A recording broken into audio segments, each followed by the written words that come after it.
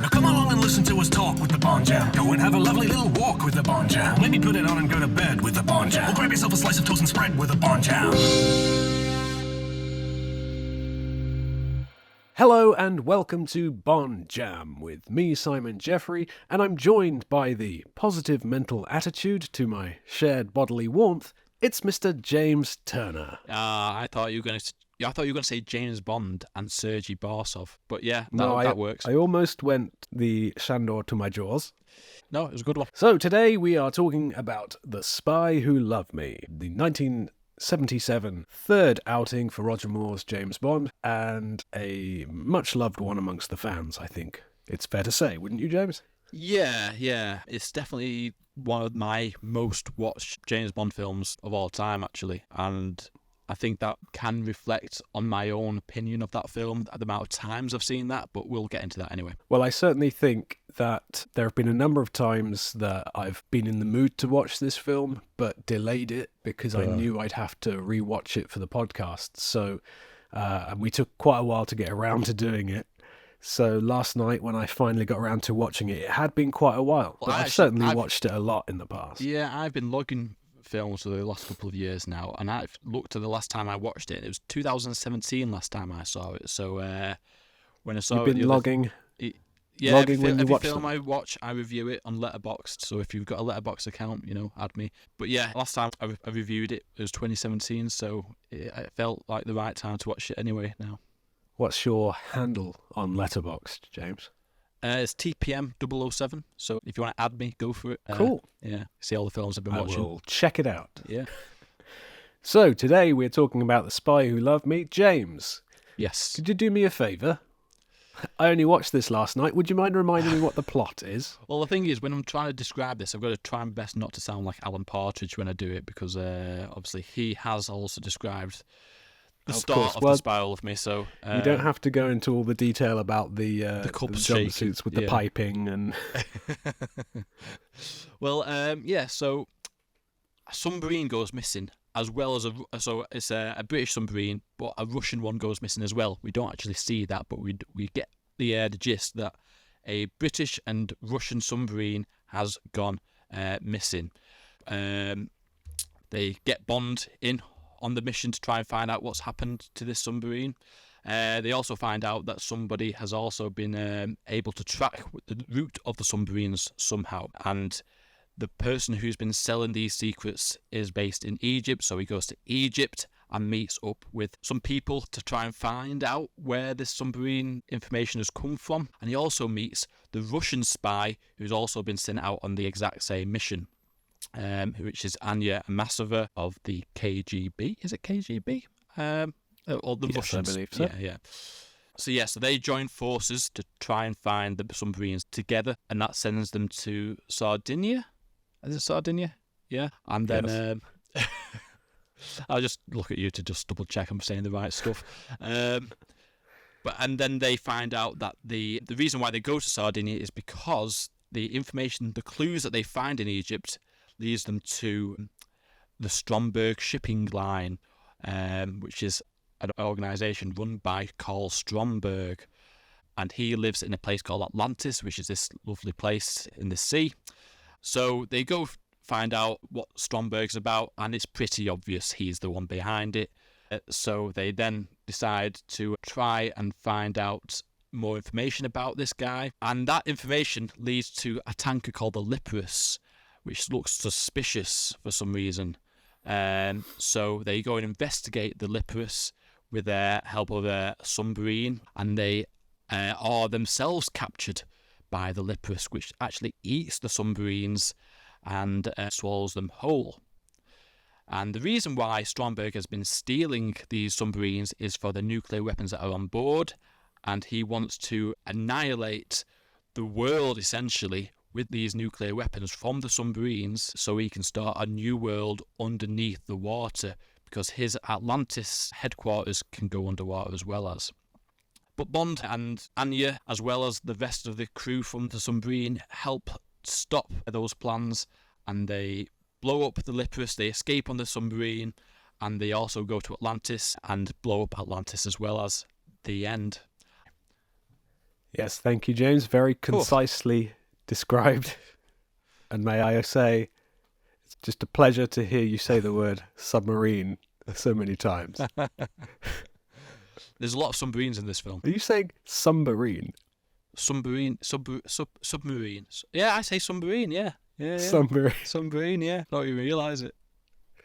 That's fine. I look forward to hearing that throughout this episode, because there are quite a lot of submarines going on in this. So it does start off with just a series of people phoning other people. Yeah, it does, yeah. And having very shocked, startled phone conversations. What? Oh, no. Yes, thank you. And then another phone call. What? The submarines disappeared? Oh, what a catastrophe. And the early part of the film is just seemingly a lot of scenes of people being introduced to other people.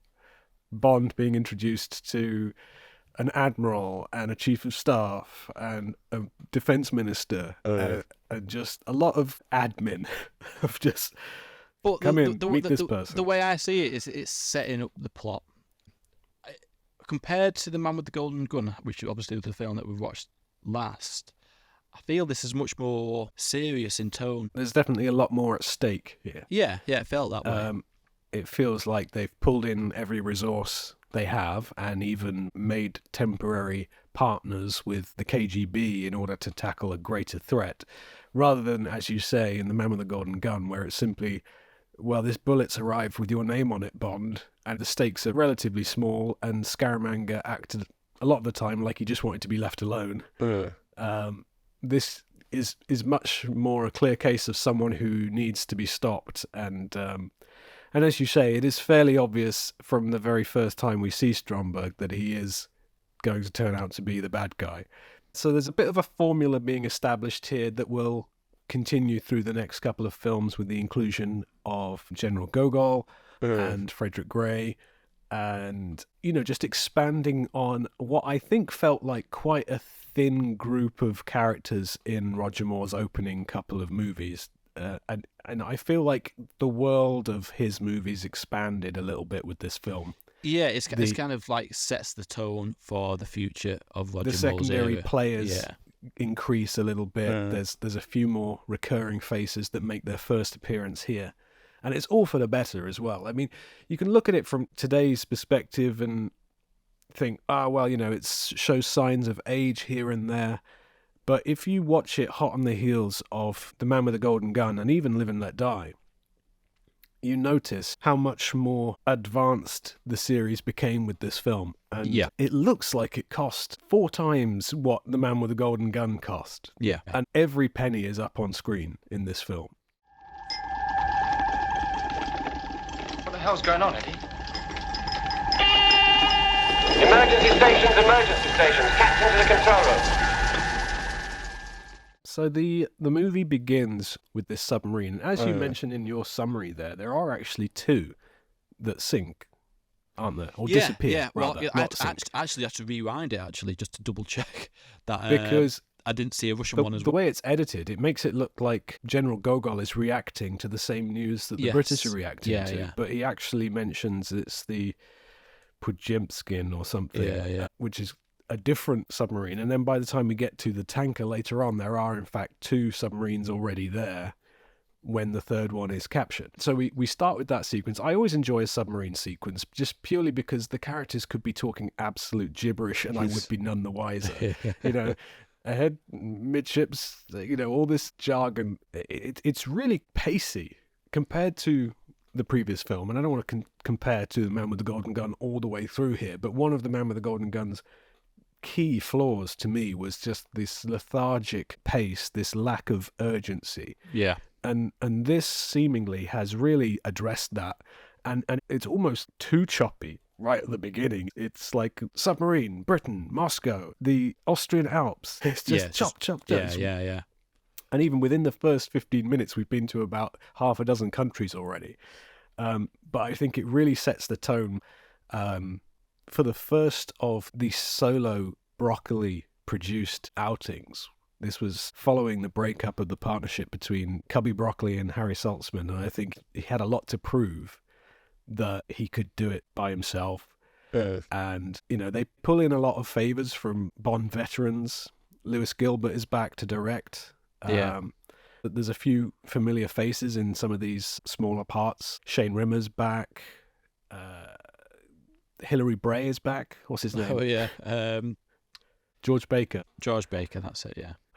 And Lewis Gilbert manages somehow to get away with basically remaking You Only Live Twice, and no one seems to notice. But is it though? Is it just the tankers being eaten by a bigger tanker? It's certainly that motif of the villain has a bigger version of what the Allies have, and it is swallowing their version up. Because in terms of the narrative, I would say Moonraker is more of a copy of Spy Who Loved Me. Moonraker, which follows this, there's definitely parallels there when it comes to hiding in a location out of the way whilst you wreak havoc between nations. With similarly utterly insane villains behind it all. I mean, Stromberg deserves to just be locked up in an asylum. But if we take it past the submarine sequence, and then we get a little misdirect with the introduction of Triple X, I can't believe for one moment that they didn't completely give that away in all of the marketing leading up to the film. Because they always do. But it's a fun little setup at the very least. And then we're very quickly cutting to Bond as he's sucking on someone's face up in the Alps and is interrupted by his ticker tape watch that we've spoken about previously. Yeah. And then the ski chase begins, and it's just great fun, and it's moving at like 100 miles per hour at this point. It's one of my favourite opening sequences. The music playing as well as that Bond 77 theme that Marvin Hamlish did for the score. That theme comes back several times throughout the film, and it's never too many times. My wife and I were watching it last night together, and we could not help but dance along to it, just nodding our heads every time the cowbell started and that sort of Bee Gees-esque beat kicked in. It's one of my favourite cues. I mean, I think the overall soundtrack is dated in places, but that is unbeatable. It's really good. And then the ski jump itself, which is a perfect way to go into the actual titles sequences. What about the song, James? You a fan? I've always been a fan of the song, actually, to be fair. But this one feels very different to any of the other films that we've covered so far. Because it's more of a love song than any other big, bold title song than that's what's come before. But I really like it. I think it really works. Yeah, and I think with the title of The Spy Who Loved Me, you'd be hard-pressed to make that big, bold, Shirley Bassey, Tom Jones-esque theme. Because for those who don't know, the novel on which The Spy Who Loved Me is based, well, I should say the movie is not based on the novel, is it? So the novel was a bit of an experiment on the part of Ian Fleming at the time to write an adventure from the perspective of a woman, a female character. It's not the story that's been told in this film at all. There are elements of certain characters that made their way in, and certain characters were adapted. I think one of them was adapted into Jaws, albeit very, very loosely. But the book at the time, I think even by Fleming standards, was not considered a great success. And in fact, I don't think Fleming wanted them to adapt it. And so they obviously came up with something completely unique for the film. And the song fits the sort of more romantic tone of the movie. One of the things I picked up on the last viewing was how stylized the cinematography is at times. There's quite a lot of tableaus and shots in silhouette and Bond appearing in doorways or very high angles or very, very close angles or things filming through holes in walls and things. And it just seemed to me that like everyone was trying their best on this film. Yeah, it does. It just feels different compared to The Man with the Golden Gun. And as I said, it does feel like everything is thought out. And compared to The Man with the Golden Gun, there's a massive difference in the way those two films look and feel. So then we're introduced to Stromberg for the first time. And I think it's probably the best time to really talk about Kurt Jürgens as that character. He is sinister. and dominant. Like, Yeah. quite a powerful man with a lot of gravitas and a very strong voice, a very intimidating manner. He's in full I just- control of everything that he does. He seems, similarly to Drax, I suppose, that there isn't really any buying him out of his plan. He seems intent on doing this, not because he wants to hold the world to ransom, but simply because he thinks it needs to happen, which is, the sign of a true maniac. Yeah. I think as the film goes on, you discover that he's not actually going to do a whole lot more than just sit around Yeah. or stand Yeah, around. yeah. He doesn't do a huge amount of stuff. He likes to sit around and press buttons and then send people out to Do this do dirty his work. bidding. Yeah. And of course, one of those is Sandor, and the other is Jaws, Yeah. who is a firm favourite among the viewers at the time, I think, but and probably among the most iconic of villainous characters throughout the series. It's weird because I know how Jaws develops into the next film. And Yes. the Jaws we see in this film is completely different to the Jaws we see in Moonraker. And the Jaws in Jaws this... in this film Amazing. is scary. I think he was an unexpected hit with younger viewers that sort of petitioned to have him turn good. I don't think that was necessarily the right demand to cave into and give in to in the end. I mean, But, the scene where he attacks Max Calber in the club, that is Yes. done so scarily and dramatically that he is almost like a horror character, the way that is Yeah. portrayed. I love that. I love the way that scene is edited together as well. Yeah. And intercut with the dancing and the music, and then just the sort of hard cut back, and you don't see it, but you're left to fill in the blanks. James Bond, what a delightful surprise after all these years. Do sit down, my dear fellow. Thank you. He goes to meet up with his old friend Hussein, who basically just tells him that he'll need to talk to these other two guys. It's a bit of probably a seen as- strange sequence, but yeah, it probably wasn't necessary. I think he could have had that information given to him before he went off to Egypt, and that would have worked perfectly fine. what I do appreciate about that scene at the very least is that he clearly knows this person already.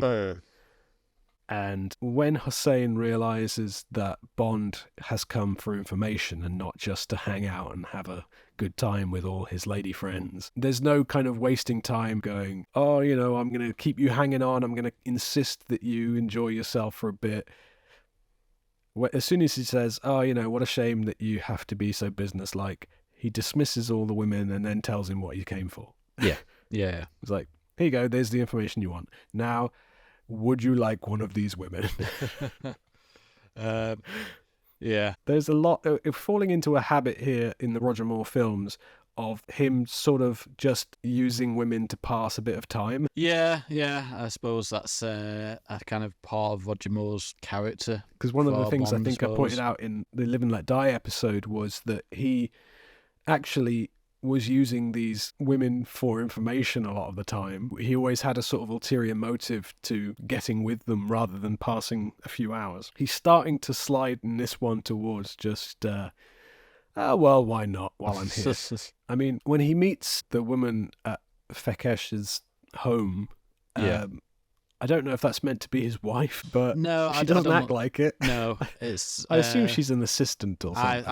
I went for the assistant, to be fair, in terms of what I thought. But she soon falls for Roger's charms and is like, And to be fair, he is still trying to gather a little bit of information Yeah. from her, but yeah, he's also just taking advantage of an opportunity that's presented itself. I don't before he- understand why she couldn't answer the question. She's been saying all this other stuff, but she's like, "Oh, I'm sorry, I can't answer that question." I think there's I can't obviously answer that question. Aziz Fakesh has the microfilm, and there's obviously a bidding war going on who's going to get it, and so he's meeting with a couple of different potential buyers or interested parties, but they don't at this point want all of them to know each other or to know the dealings of, who else is he meeting with and things like that, I suppose. Yeah. This all was, following one step to the next fairly logically at this point. It's a little bit of a pass the parcel, just sort of, you'll eventually be dealing with this person, but first you've got to talk to this person. And there are aspects of it that just feel a little bit like padding. Yeah. I suppose it would have made very little difference to just say, oh, you need to speak to Max Kalber. Yeah, But yeah. to say, oh, you've got to find Fekesh because he's got a meeting with Max Kalber. I suppose it's an added layer of intrigue. It might add to the believability of it, but in terms of like the most streamlined version of the plot, it's probably a scene that could have been removed. And I think the character of Sandor only really exists to contrast to Jaws being introduced, because he only really has one action scene, and it's not. It's quickly the dispatched, best. isn't he? So is she working for? Or she must be a villain herself for her to know that Sandor was already there about to shoot. Well, I think that she was either Fekesh's mistress or assistant or something, who was meant to distract Bond, delay him, keep him there, perhaps. When Sandor realizes that she is coming close to giving Revealing it, information yeah, that yeah. she shouldn't, I think she realizes, no, I'm going to get shot because they think I've betrayed my husband or my employer or whoever it is. Yeah. I think he was there to make sure she didn't give anything away, and she came close to doing so, and so was taken out of the picture. Yeah. And then he's quickly tossed off a roof as well. Yeah, and I think that he's quite cold-blooded, Bond, in this film, in certain respects. If you think about it, that's quite unfair, really. You're expecting this guy to tell you the information. Why would he tell you the information? The only reason he would possibly have to tell you the information is to spare his life. Yeah. Because you've got him hanging over the edge of a building, and you think, Bond must know. The only reason he would tell me is because he thinks I'm going to spare him. Yeah. And then he just doesn't anyway. Yeah. It's just harsh. Yeah, well... But played for laughs, because Yeah, Roger's on fine form here with at the end. with his one-liners. There's he's really settled into the role with a great deal more comfort than previous entries. Yeah, He just I looks- mean, as I said, this feels more serious in tone in comparison to Man with the Golden Gun, but it finds the balance, the humour balance. yeah, I suppose there's a certain amount of high stakes that, in a way, excuse some slightly more brutal tactics. Like, he doesn't have time for anything. He's just got to keep moving. Yeah. Fine, fair enough. Yeah.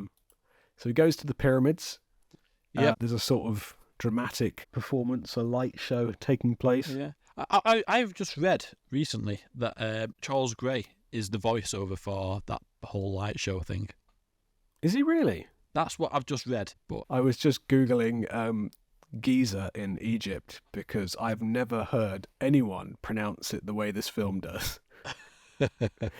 Here on the plateau of Gizeh. It's Giza, right? And then we're at the Mojave Club. where we get a Again- proper introduction to who Anya is. Is that Bond in a tux for the first time? It is, yeah. About time, I'd say. I think what this film does is gives up really trying to avoid the Conneryisms Yes. of Bond. The first two made a conscious effort to avoid the vodka martinis and avoid the tuxedos and sort of pave a different path for Bond and Roger Moore. But I think in this one they sort of embrace all the previous versions Yeah. of Bond. Yeah. They make reference to his wife Yep. in a sort of fairly ham-fisted way when she says, she's rattling off all this information about Bond, and one Yeah. of the things is that he's been married only once, wife killed, and Bond seems understandably sensitive about the subject, and then she's sort of almost ridiculing him, the fact that he's sensitive about things, and he's like, well, about that, yes. Well, of course he is. So then they have the little bidding war that takes place, and then obviously leading up to that scary scene with Kalber in the phone booth. And it leads to this sort of ominous feeling that anyone who touches that microfilm is going to be eliminated, as Stromberg instructs. So at this point, it is quite tense, isn't it? Yeah. With all that said, I would still say that the film hasn't really picked up yet. Yeah, the I ski think- chase was quite high, and then suddenly we've got a lot of like getting from A to B. Then we get to the Egyptian ruins. I'm not Yeah. entirely sure of the purpose of these scenes, but I'm not complaining about them either. There's some delightful work from Roger going on here. Like the one-upmanship between him and Anya just takes to the next level in these scenes where, Yeah, you know, she pushes off in front of him and then the next time he stops her and goes first. yeah, yeah.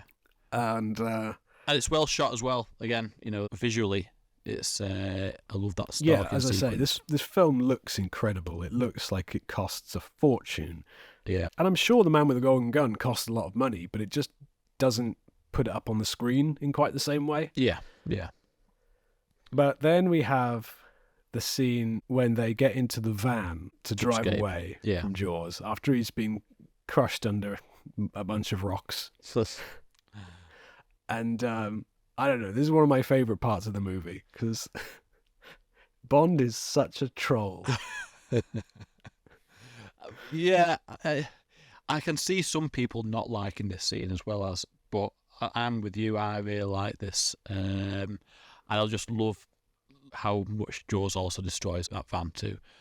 Yeah. It just shows his power as a human wrecking ball, basically. Yeah, as I say, Katie and I were watching this last night, and she was sort of equal parts laughing and enjoying it, and calling Bond every name under the sun. Yeah. Because there's no pretense that he's even trying to be likable in this sequence. No. He is just winding her up and being sexist and being a terrible passenger and just saying, you know, can I play any other tune?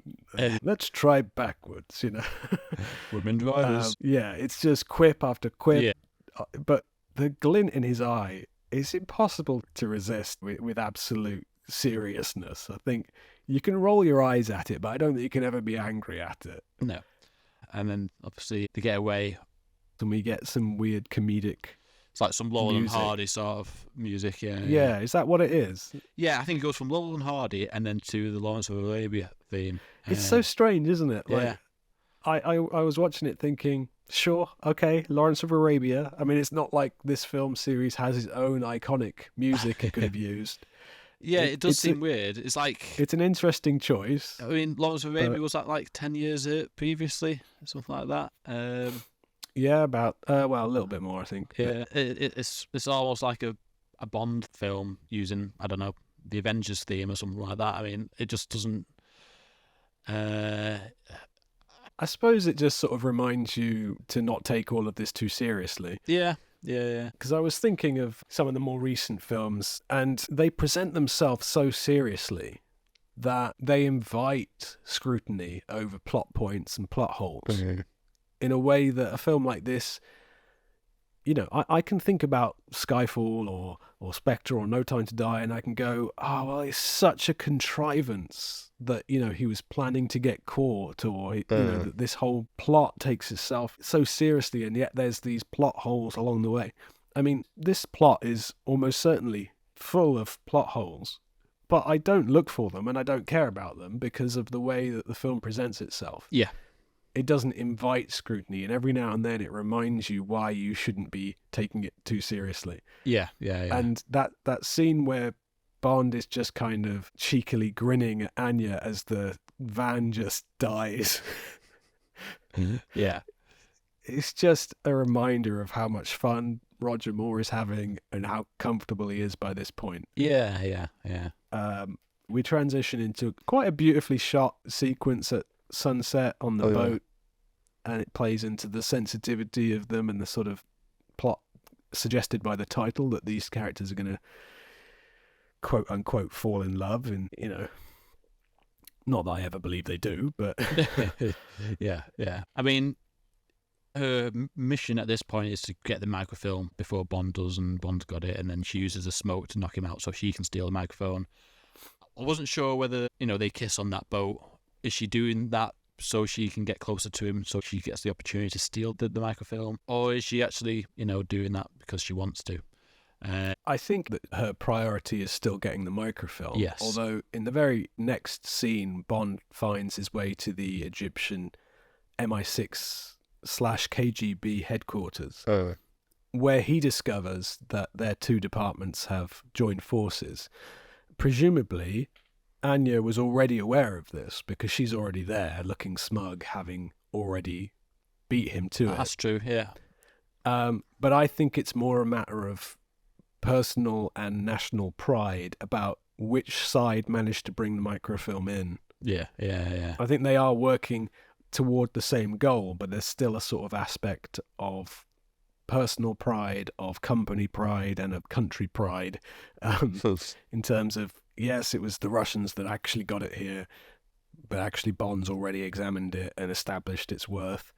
And that sort of friendly competition that continues throughout the projector room sequence as well. Just the one-upmanship, competing to give the best answer. The most important information.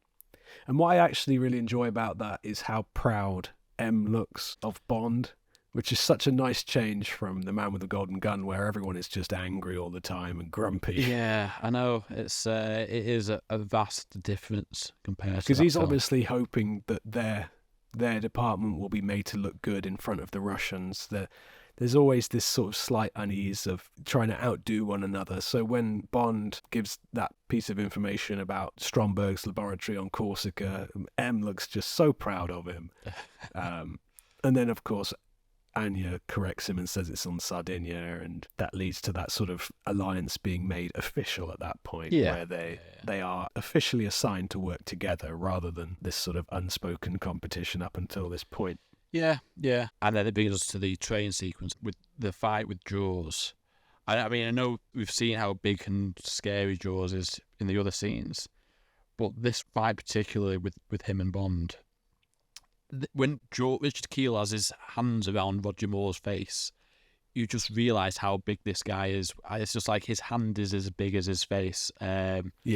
And it's one of my favourite fight scenes, even though it's like another train fight, but it's a good one. Yeah, I mean, it does make it very clear just the size difference and how scared Roger looks in that scene as well. Yeah.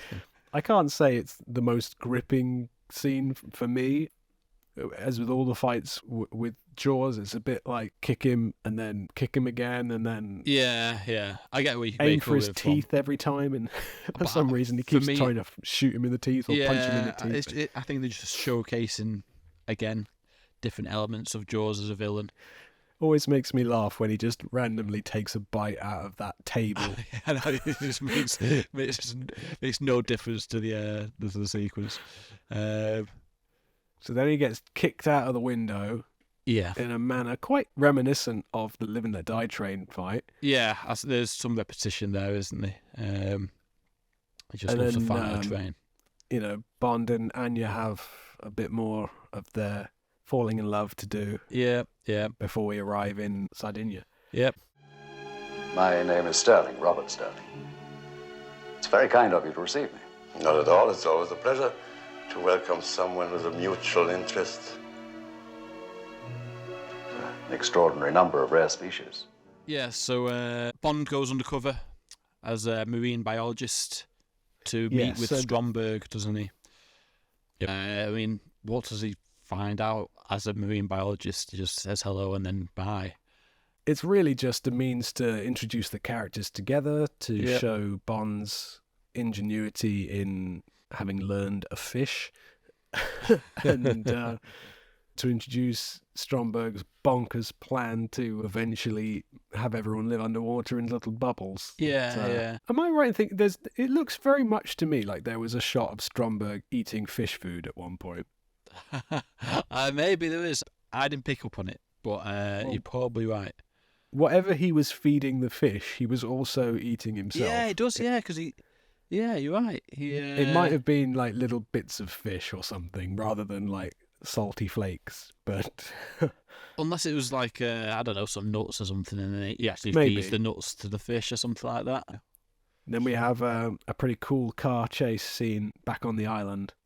Yeah. At first with the motorbike with the sidecar, which my wife remarked was a strange choice of vehicle. And it does seem that way until we see why it has a sidecar on it, I suppose. Yeah. But I think for my money, the second half of the car chase is better than the first. Yeah. I prefer once the helicopter arrives. But there's a feel- nice mixture of comedy elements in this as well that would become more and more of a staple of the chase sequences through Roger Moore's films. I mean, that car kind of going off the cliff and landing in the roof is sort of reminiscent of the For Your Eyes Only chase as well. Yeah. With the perplexed local who's like, oh no. It's essentially that first part of the chase is the part that's done for laughs, whereas the second half of the chase is done for a more serious tone. I like Naomi as a henchwoman. I like her as a pilot. I like the fact that, that all this incredible stunt work that we see the helicopter do, I like that it's given to her and not a kind of generic pilot character. Yeah. And then the Lotus, obviously, to evade the helicopter, speeds down that jetty and into the sea. Which is always this sort of perplexing part where Anya acts like she's surprised by all of this and then a few minutes later claims that she stole the blueprints for the car. It really winds me up. I mean, every time I watch that part where it's like, she looks really shocked when she goes into the water and then she's like, oh yeah, I knew all the parts of what buttons to press and everything like that because I knew about this car anyway. It's like, I went into this scene thinking, oh, maybe I could defend her. Maybe she just remembered some parts of it but not the others, right? But then you think, why would she remember that it had an underwater oil slick and torpedoes and things like that, but somehow forgot it went underwater? It doesn't make sense. Yeah. But you could argue that she only realised this was an underwater car after it had been underwater. Yeah, I suppose you could. She's like, it's this that is car. the one. Yeah. Oh, this is the one. Yeah. Yeah, let's go with that. Yeah. There's some sort of fun throwaway action underwater as well with the scuba guys and the little craft that comes out, which is a nice little sequence, and then it comes out of the water onto the beach, and I just thought, this is classic. This is all classic Roger Moore Bond right here. Yeah. The dropping of the fish.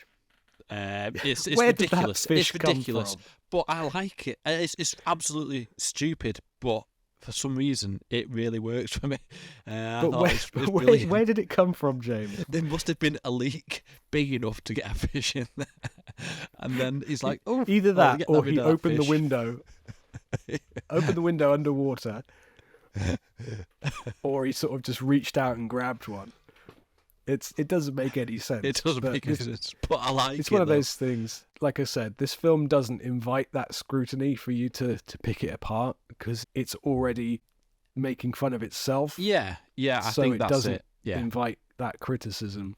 Yeah, I think you're right. It's the same with the Lawrence of Arabia part and stuff like that. It's not taking itself seriously, even though there are serious, there's a serious tone as well as it, but there's the humour balances it out correctly. Well, I mean, speaking of that, the next sequence is one of the more serious sequences in the film when Anya confronts Bond about whether he was the one responsible in Austria for killing her lover. I remember watching this film for the first time and seeing that scene. I'm thinking, oh, hang on, it's kicking off here. And I was like, surely Bond won't remember this guy. And Bond does test, when you're skiing at however many miles per hour with somebody trying to put a bullet in your back, you don't always have time to remember face. I was like, yeah, he's right. But then he kind of adds two and two together. It's most likely he did kill him, so he admits. He is so good in that. Yeah, he admits that he killed him. I was like, oh, that's such a good moment. I was like, wow, it's kicking off. I think sometimes they played Bond to what they thought Roger Moore's character was in real life. Roger Moore is this charmer. Roger Moore is this sweet, slightly sleazy kind of romantic man. And so they erred away from perhaps the more serious stuff. But I always enjoyed him being serious. Not necessarily, slapping the women around in The Man with the Golden Gun, but serious. Like, he could act. Yeah. And he said, like, once or twice in interviews during his life, there was only a couple of times where he felt like he was allowed to in films.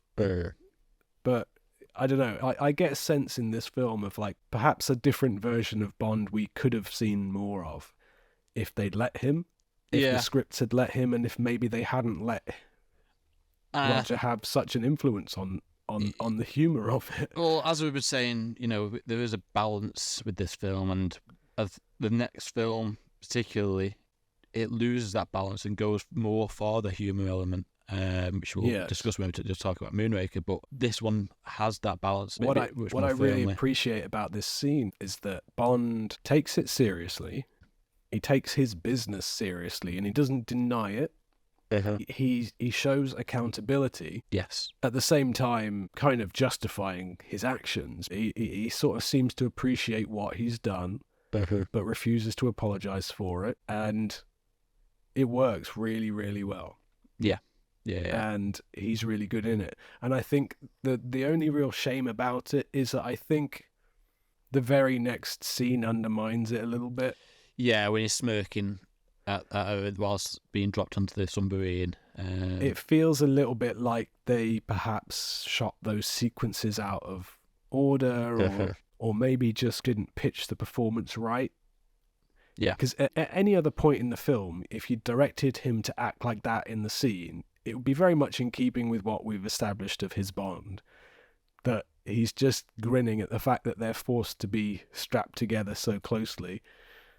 But it seems like the one point in the film where he shouldn't have been acting like that, where perhaps he should have still maintained a little bit of unease around it.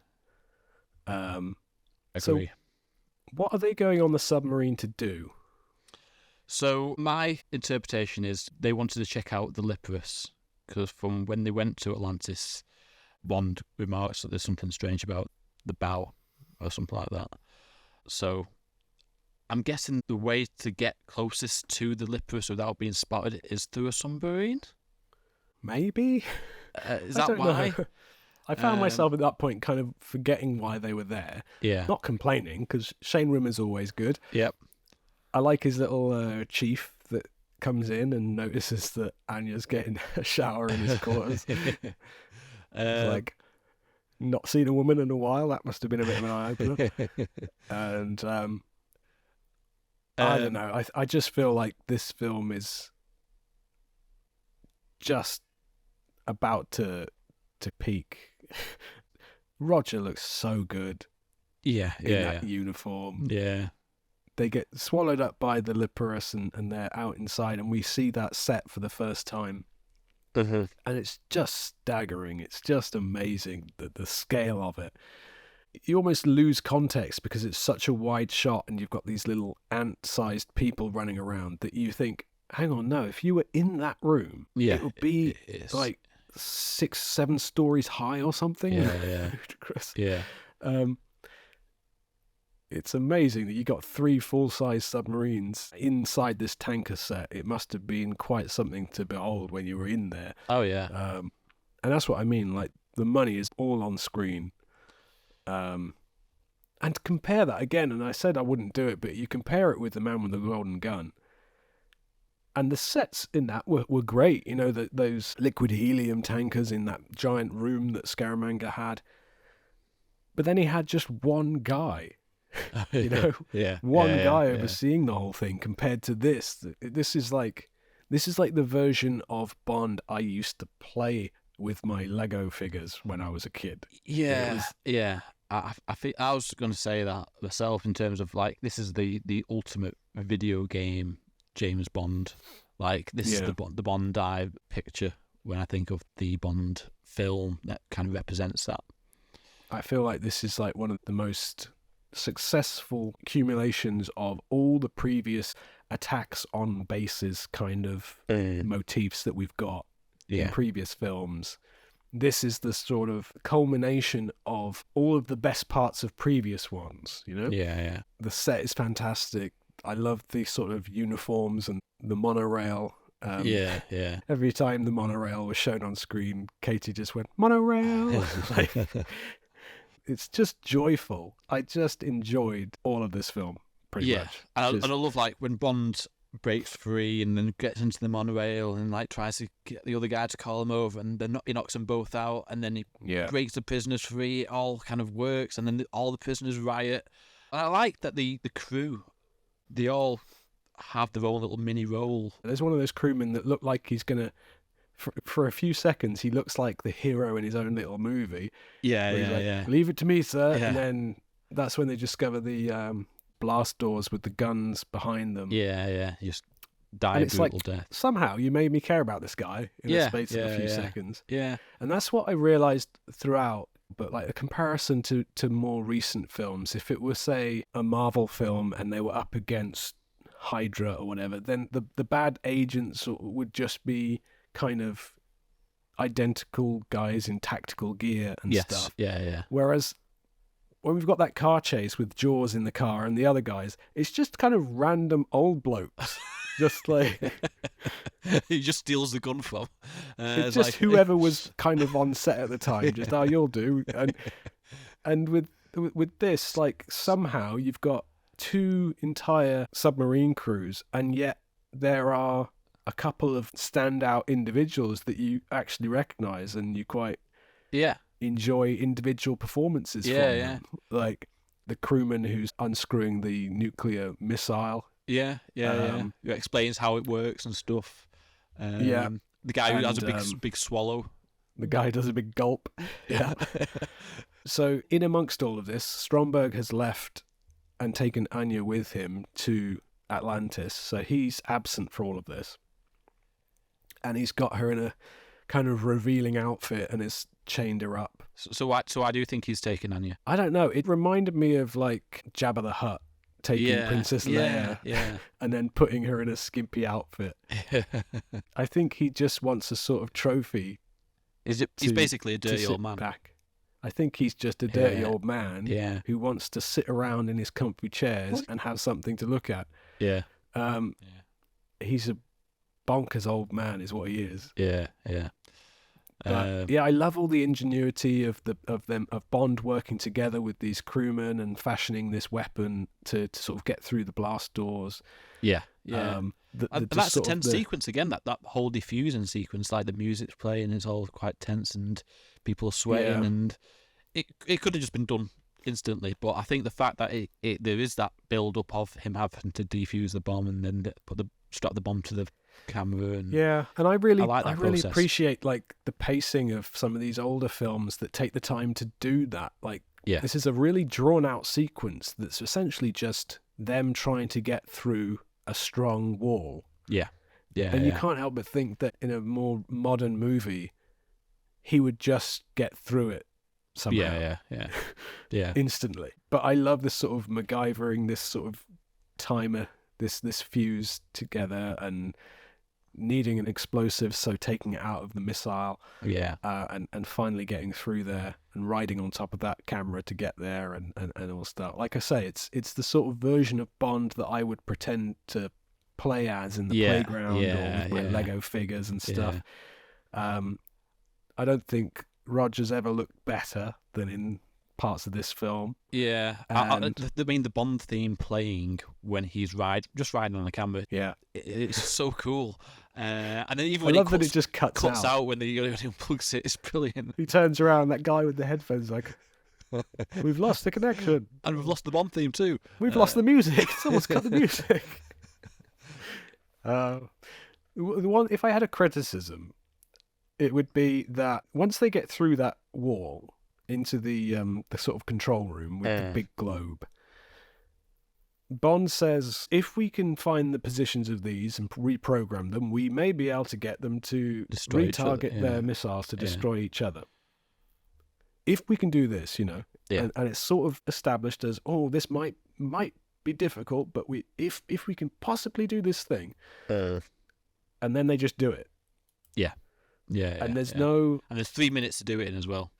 There's no difficulty in doing it, is there? No. He just types a few things on the keyboard, and then it pops up. It's like, there we go. What it needed, I think, was perhaps something to interrupt them or something to stop them doing it. Something to kind of be a hindrance. And that is kind of more or less the plot dealt with in quite an easy way. Yeah. Once yeah. they've got through. Yeah. It's not over, of course, because they still have to get out of the tanker. And Stromberg's still out there. And then, of course, Captain Carter gets orders to destroy Atlantis, which puts Bond in a quandary because obviously he's got Anya cares on for there. Anya and doesn't want to destroy her. Yeah. So he asks for his jet ski, his little jet bike. Yep. Which is kind of cool. Yeah. But I love Captain Carter. We've mentioned him before, haven't we? Where he could have just been a character who's just a non-character, but there is some sort of understanding between Bond and him. And the fact that Bond argues for an hour and then Dane says 40 minutes, but Captain Carter goes, I'm going to get court-martialed here. You can have the hour. It's funny you say that because I picked up on that, and it's a strange detail that I really, really enjoyed. Yeah. That he didn't make him compromise for less than he needed. Yeah. Like, he didn't say, I need an hour, you can have half an hour. Yeah. He said, gives him what he asked for in the first place. He's like, 40 minutes. I'm like, all right, 1 hour. Yeah. It's like he trusts Bond in the short time he's known him. He trusts him enough to know that when he said he needs an hour, he probably needs an hour. Yeah. And it's the least I can do for this guy who's done everything that he has done so far. Yeah. So he arrives at Atlantis, and Stromberg's immediately waiting for him in another one of his sitting down scenes in his ludicrously giant dining room. Yeah. It's only a short scene, but it's kind of brutal the way he just he just shoots him. Shoots him between the legs. Shoots him into his salad. Yeah, then he's still not dead. So he shoots him a few more times once he's like nearly dead anyway. I mean, I didn't count how many shots he puts into him, but I think it's 4 maybe. Yeah, it's just cool. That's all it is. And of course, then it leads into the showdown that everyone must have been waiting for at the time, which was Bond versus Jaws. Again, yeah. And he's, I say, you've mentioned it before, shoots straight at his teeth. I was like, I'm calling BS there. No, he did not just aim at his teeth.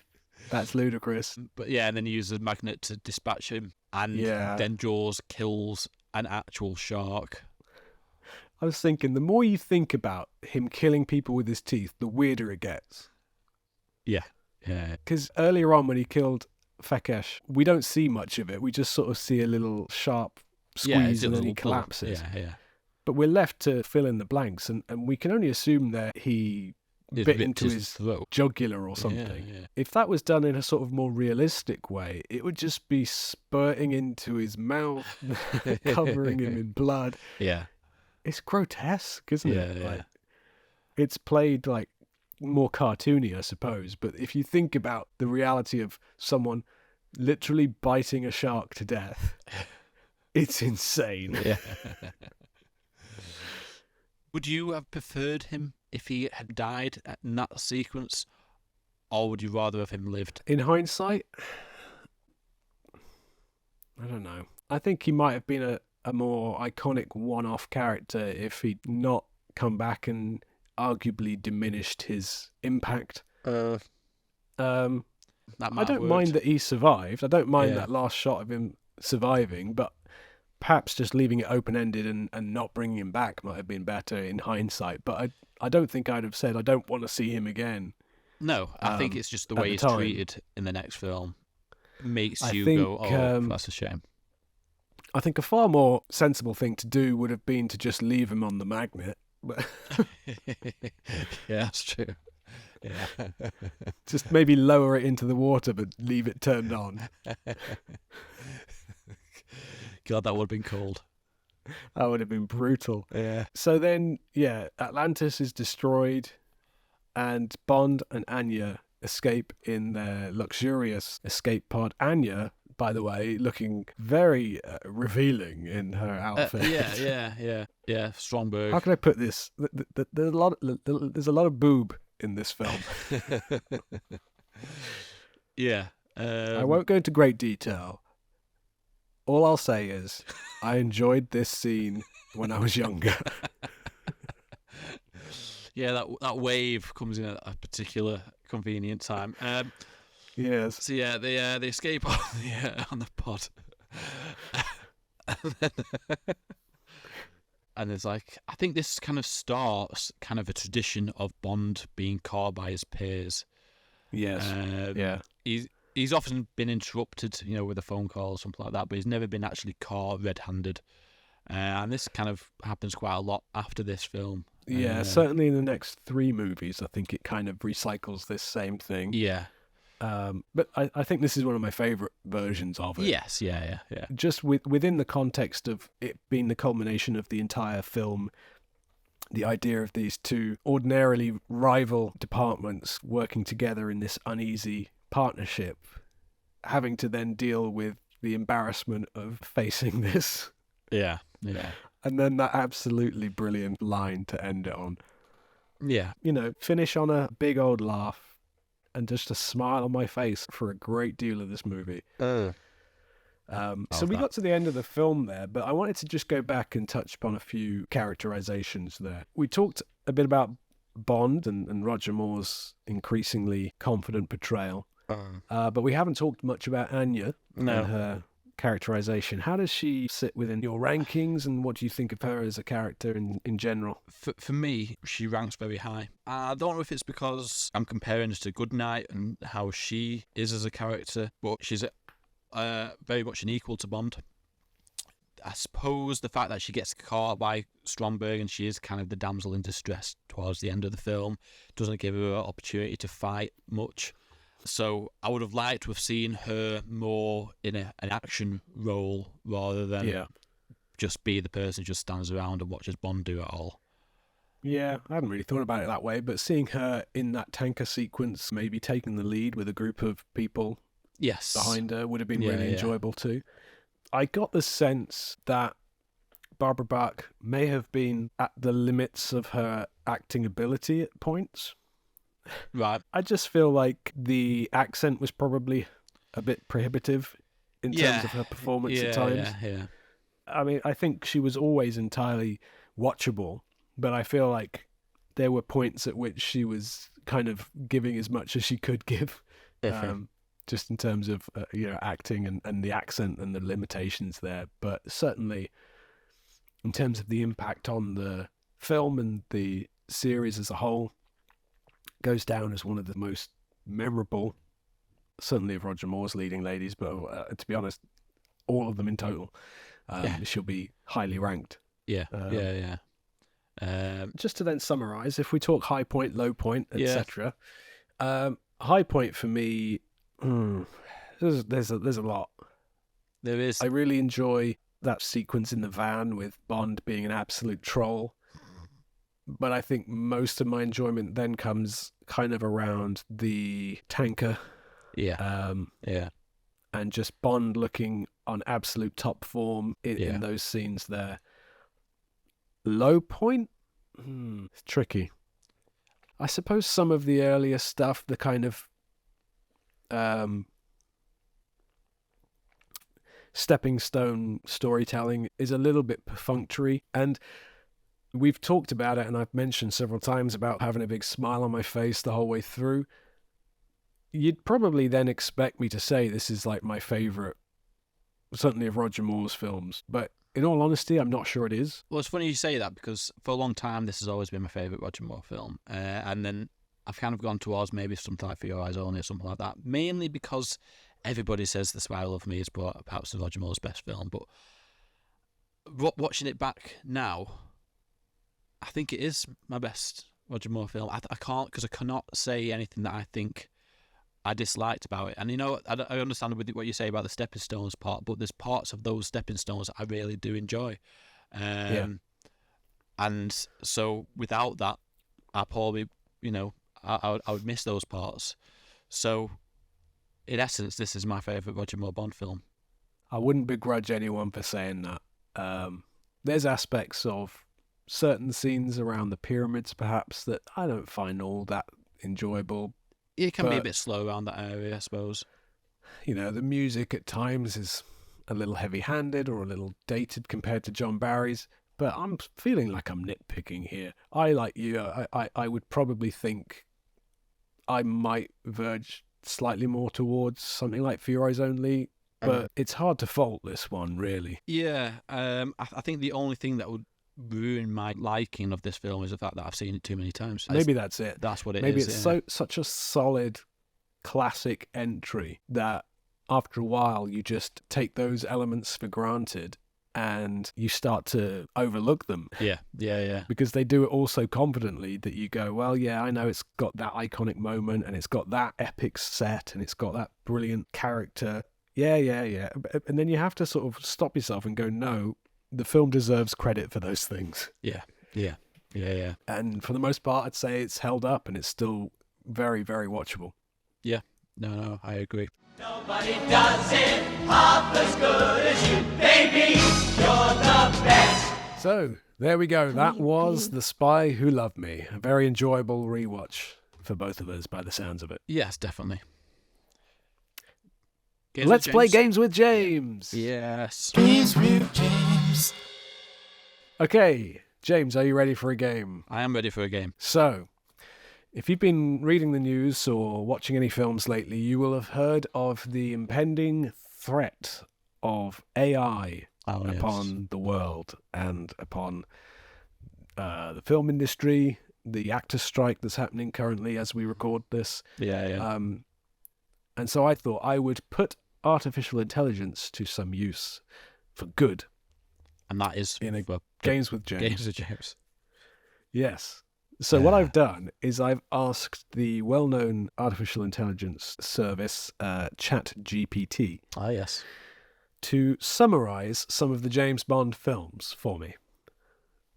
And I've asked ChatGPT to summarize 12 Bond films in 007 words.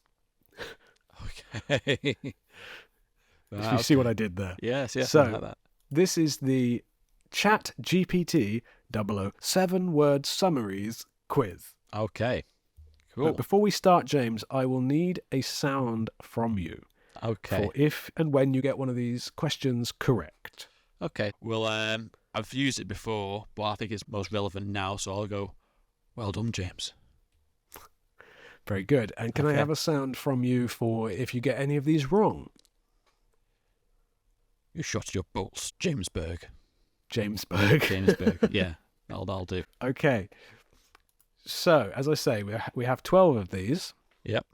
There is a chance you may get them all, because ChatGPT is quite a, at times, scarily clever piece of AI programming. Okay. And when you type in summarize this film in 7 words, it usually does a fairly easy to guess answer. The one thing that I've discovered in all of this that ChatGPT is not very good at is counting the number of words. So I had to try several different times on some occasions to actually say, no, that's 8 words. Right, okay. and it would do it again, and I'd say, no, that's still 8 words. And it would go, sorry, here's another one. And it would go, no, now that's 6 words. Like, it just cannot count. So we're not that close to Skynet after all, then? Well, maybe, but there's been a lot around this recently where if you're faced with an image and you don't know if it's artificial intelligence that's created it, the advice is to count the fingers and the toes and the teeth. If you can, because it just seems to struggle. So, here you go. Here is number 1. Are you ready? I'm ready. Ready. Okay, here's your 7 words. Bond stops traitor, thwarts satellite weapon plot. So surely it must be GoldenEye. Well done, James. That is correct, James. Okay. That is correct. Well done. Yes, so you're getting the idea of it now. Yeah, okay? yeah. Number 2. Bond thwarts microchip scheme, faces psychopathic industrialist. And that must be A View to a Kill. Well done, James. It must be, and it is, yes. Well done. See, as I say, possibly not that difficult. Yeah, that should be you may a get double all this. of these.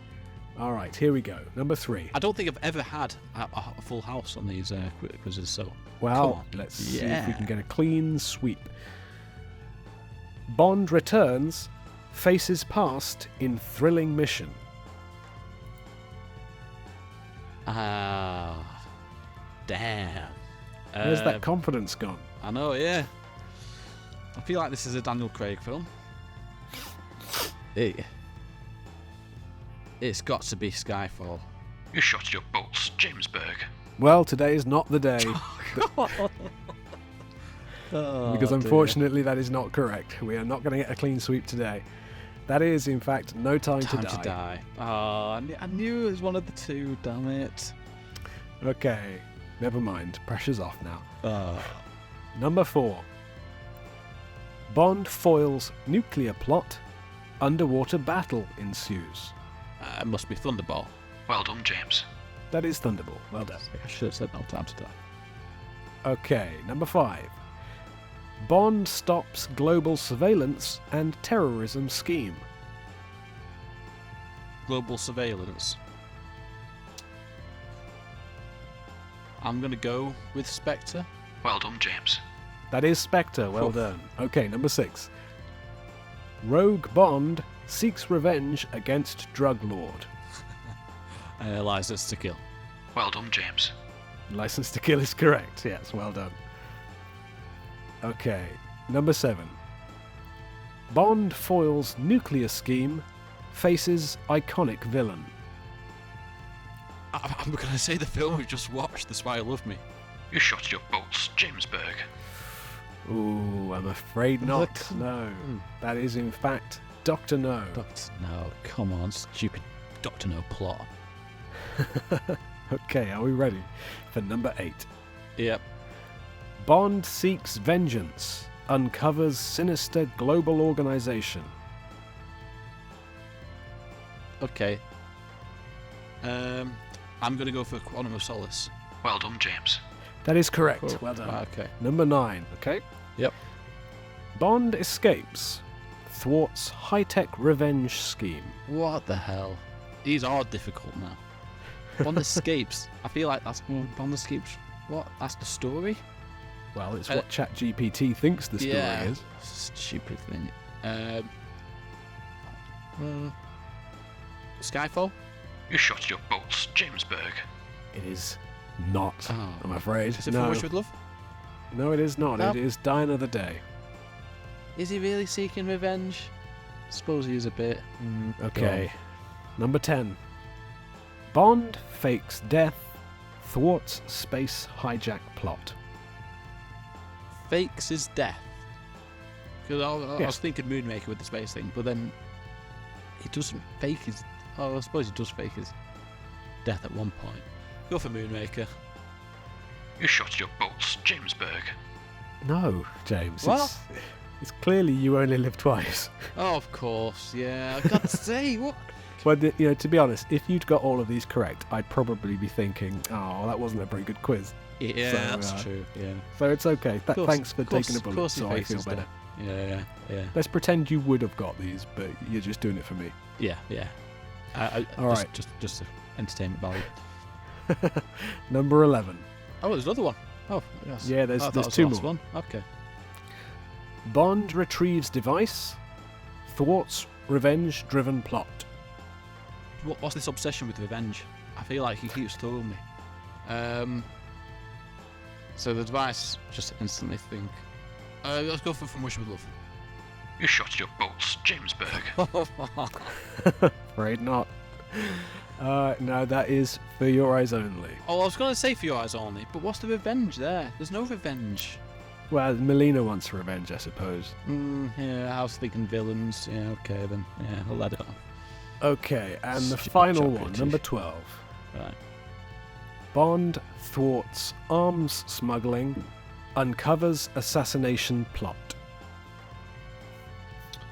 Arms smuggling and assassination plot makes me think of The Living Daylights. Well done, James. You are correct, James. Well done. Yeah, finished in a high. So, let me just count those up. I think you got 7 out of 12. But I will let the text-to-speech person confirm that for me and probably say some things about you as well. James did indeed get 7 correct, which means that Simon can count better than ChatGPT can. I can't believe James missed the You Only Live Twice one though. You don't need to be smarter than an AI to work that one out. Heck, I know some toasters who would have got that one right.